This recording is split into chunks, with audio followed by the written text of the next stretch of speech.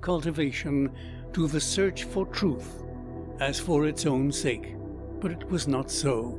Science was utterly at fault, and it was shown that in the search for truth there are contingencies in which men of ready belief and rough enterprise, seeking for mere utility, even with selfish purposes, can achieve more than those who restrain themselves within the range of what seems reasonable. Such instances of delay in the discovery of truth are always wondered at, but they are not uncommon. Long before Jenner demonstrated the utility of vaccination, it was known in Gloucestershire that they who had had cowpox could not catch smallpox.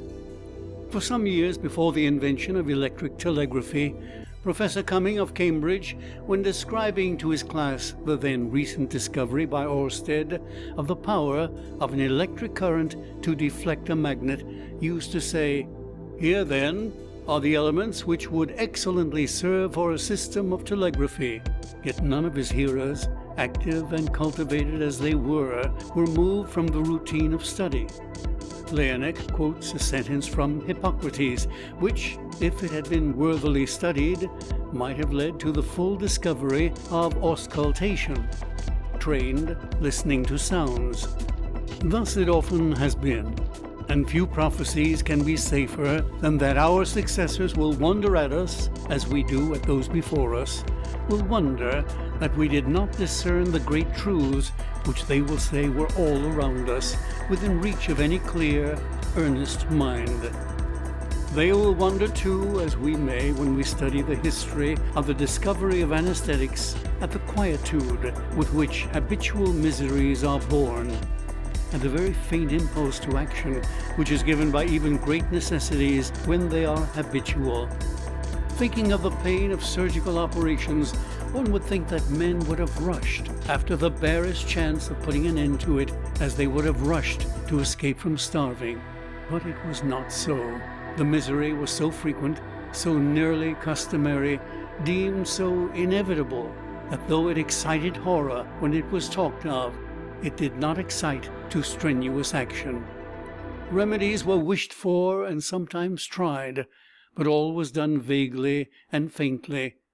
There was neither hope enough, nor excite intense desire, nor desire enough to encourage hope.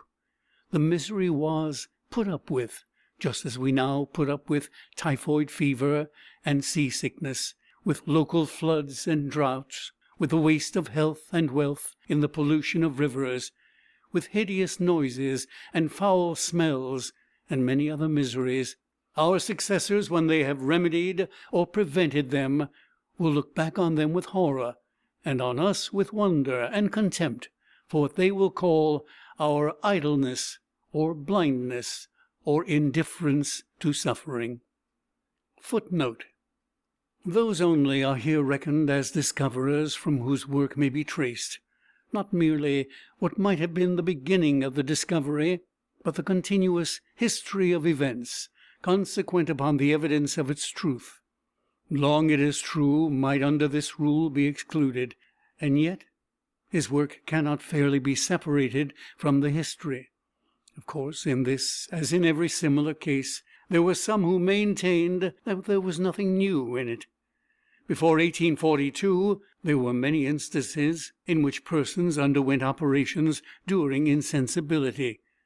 There may be very reasonable doubts about what is told of the ancient uses of Indian hemp and mandragora, but most of those who saw much surgery before 1846 must have seen operations done on patients during insensibility produced by narcotics, dead drunkenness, mesmerism, large losses of blood, or other uncertain and often impracticable methods.